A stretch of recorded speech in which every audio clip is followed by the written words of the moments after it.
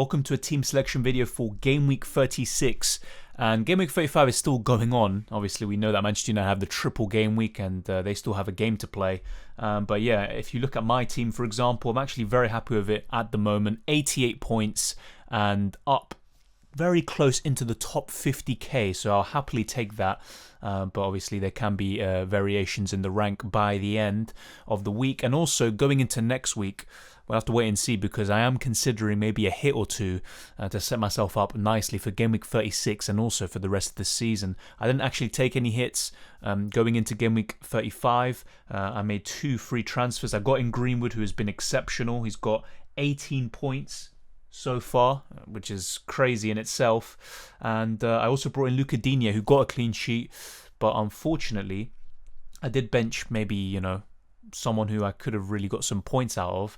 But in the end, I didn't want to bench Kane against Leeds United, despite the fact that I thought it could be quite a tough game for Spurs. I didn't expect them to lose 3-1, but it is what it is. But yeah, Kane, the biggest disappointment so far. Iheanacho of 9 points, I'll happily take that. He got an assist, and he's been so good. But he is one of the people I am considering to get rid of.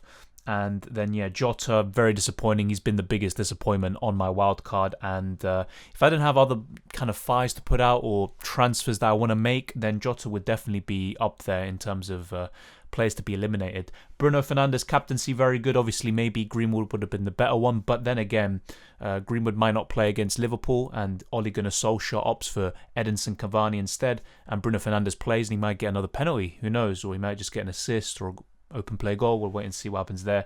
Salah with the assist, and he's got Man United left to play, so expecting something else from him. And worst case scenario, he blanks, but he gets 8 points overall. That's still not too bad. Luke Shaw did blank, and he didn't play against Leicester City. So yeah, with Liverpool, will they get a clean sheet? Who knows? But you would expect Shaw to somehow come good, whether it's an assist, a goal, or a clean sheet. So we'll wait and see what happens there. Rudiger did blank, but he's got Arsenal next, and I do suspect a clean sheet there for Chelsea. And if not, I'd still expect Chelsea to win that game. Trent Alexander-Arnold, 7 points, and just like with Salah, does face Manchester United. Not expecting much from Jota, but Salah and Trent do have the capacity to do well in this Manchester United fixture.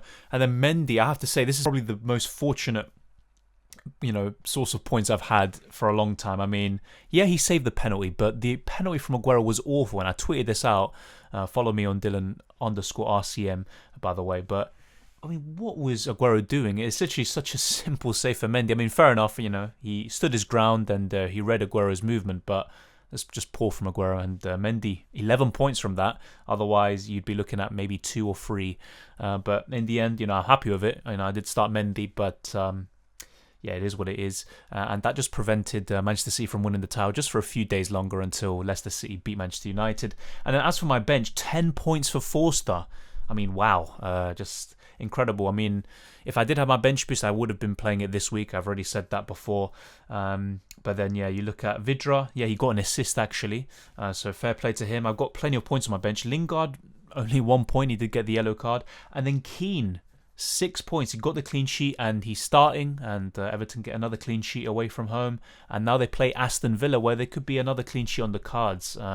So it is disappointing. But the good thing with Keane is that if he can maintain that spot in the Everton side, then that fixture in 36 against Sheffield United looks very, very good. So overall, I'm very happy with my team. There's just a few kind of problems I have. So I'll probably be going in with 8 or 9 players, as we'll be discussing shortly.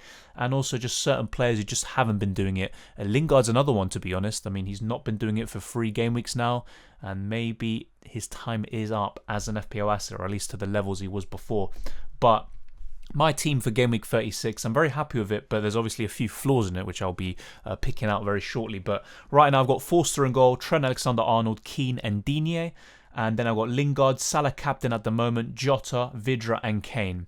So not the best team in the world, but pretty happy. Obviously Bruno and Greenwood do blank. So as you can see on screen, I do have 9 players. However, I've already alluded to this earlier, I think in my last team selection video and also my last deadline stream. Ralph Hasenhüttl did talk about his goalkeeper policy in terms of when Forster starts and when McCarthy starts. And he said Forster's going to start the next 2, and both fixtures fell into Game Week 35. He got 10 points. But now McCarthy's going to start the next 2, unless Ralph Hasenhüttl changes his mind. So you'd expect McCarthy to start in Game Week 36 and 37. And the problem there, obviously, is that I'm down a goalkeeper. And you look at my bench, I mean, Mendy, Rudiger, Shaw, and Iheanacho, they all blank. Because obviously the FA Cup final that's happening between Chelsea and Leicester City.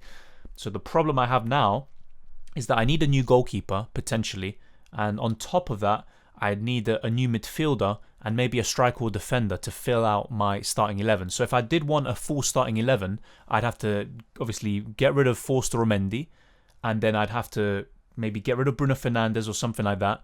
And if I wanted my 11th player, that's yet another transfer. So I'm looking at a -8 because I used my 2 free transfers in Gameweek 35. So yeah, I'd be looking at a -8 to have a starting 11, but I wouldn't mind maybe a -4 and just having 10 players. So a possibility is just not making any goalkeeper transfer and making 2 outfield ones. And what I'm thinking of at the moment is maybe a Soufal or Dallas in defence, and they can come in for Shaw or Rudiger, and Antonio maybe for Iheanacho, and the other one is also Bruno to Son. So 2 out of those 3 transfers I am thinking of making, and also the goalkeeper one. If I do decide to do it, but yeah, I'd probably move Mendy onto a Meslier or something like that. So those are the kind of transfers I'm thinking about. I've already kind of talked about this in depth before, but I'm just reiterating, my thoughts. Sometimes you might change your mind about certain players, or think about keeping someone because of their form or etc. But yeah, it's pretty much the same idea as before. If I make a striker transfer, it'd most likely be Antonio or Bamford coming in for Iheanacho, and in my midfield probably Bruno Fernandes making way for Son, who's looking very good under Ryan Mason. He just keeps on scoring, and then in defence it'd be Soufal or Dallas coming in for Shaw or Rudiger, and in goal probably Meslier coming in for Mendy, or maybe Forster if I can afford it. But that's kind of the most likely transfers I'm going to make.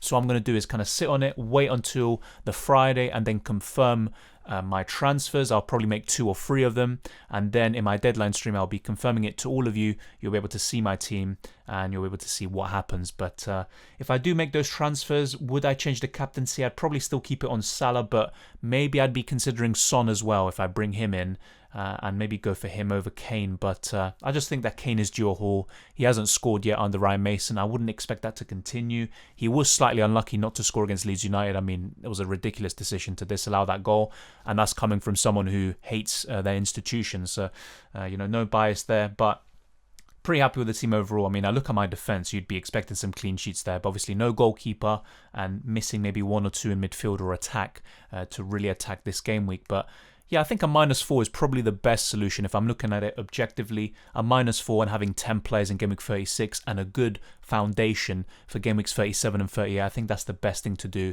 So that's what I think I'm going to end up going with. But let me know what you think down in the comment section below of my team. And yeah, in terms of the captaincy, I mean, I'll be honest, I'm not really too confident in any of the options, but I'd probably go for Salah because he is facing West Bromwich Albion, and they do they have already gone down. I mean, all the teams have been relegated already: Fulham, Sheffield United, and West Brom, and 2 of them obviously happened over the weekend. So not much to play for, but then maybe they have nothing to lose. Liverpool have a lot to lose, and they need to win every single game to get into the Champions League. And you look across the board, I think a Manchester City asset against Newcastle United, that could obviously be a good option. Who would you go for, though? I'm not too sure. Maybe a Mahrez if he starts. So yeah, that's something you could consider in terms of the captaincy. Leeds against Burnley, that's kind of a difficult one. That could either be a 0-0 or a kind of boring 1-1 draw, or it could just be a goal fest. Who knows? The way that both teams can play at times. I wouldn't be too sure about captaining someone, but maybe Rafinha or Bamford, or even Chris Wood. Why not? But I do rate Leeds' defence right now. And then you look at Southampton, Fulham. Maybe Danny Ings, to be honest. I mean, he did get 2 goals yesterday, so he's someone to maybe look at for the captaincy. West Ham against Brighton, I'd probably be looking at Antonio right now. Lingard, maybe, if he can recapture that form, but I'm not too sure if he will, to be honest. I just, having seen him, I don't think he's, reaching the same heights. Palace against Aston Villa, I'll be honest, I wouldn't be looking at that, but you never know. I mean, look at Benteke. A lot of you were talking about him for the double game week, and look how well he did. So fair play to any of you who did bring him in, and that's why sometimes you've got to back your gut. And even if someone says, I wouldn't go for him myself, you should still follow your instincts. And then, from Spurs, Gareth Bale, his incredible home record recently. Son and Kane, they're always good options. And then Liverpool, West Brom, I'd mainly be looking at Salah. And if you want to go a bit differential, maybe Mane. Maybe his confidence is back after his goal recently. And then Everton, Sheffield United, you could go for a Calvert-Lewin or a Luca Digne or something like that. But I wouldn't be looking elsewhere from the Everton assets. But those are kind of my captaincy suggestions, kind of alternatives across the other games and from teams and players that I just don't have. But yeah, that's my thoughts on it, and let me know what you think, as I said before, down in the comment section below, and smash the like button and subscribe if you're new. More deadline streams and team selection videos to come. We're nearly at the end game now. I keep on saying it, but we really are. And enjoy the football, good luck with FPL, and hopefully you get the green arrows that you deserve and that you're striving for. And yeah, just keep up the positivity, and also keep up the good community work that all of you are doing. I really appreciate it, and I'll see you next time.